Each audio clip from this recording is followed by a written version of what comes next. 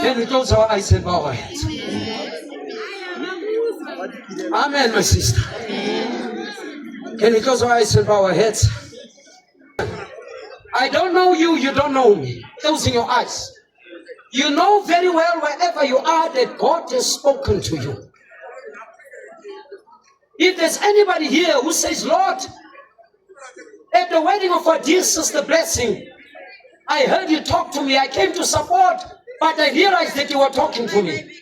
If there's anyone here who said, I want to accept you as my personal savior, don't be shy. Close your eyes and uplift your hands. I just want to pray where you are. Don't move. I'll stand here and I'll pray. If somebody said, Lord, I see those hands, may God bless you. I see the hands that are lifted up. May God bless you as I'm going to pray. Lord, eternal gracious Heavenly Father, here are hands dedicated to you. When you have your preeminence, when you have your say, when you have your walk and when you have your talk. Father, we pray for the hands that are lifted up in the name of Jesus Christ, now and forever.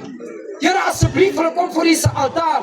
Seën hulle met die bruiloft. Laat hulle sê, God het met ons gepraat. In Jesus se naam ek bid tot U se eer. Nou tot in ewigheid. And thank you very much. Amen. Let's give the Lord a hand of praise. Amen. What I will do now, preparing for the second section,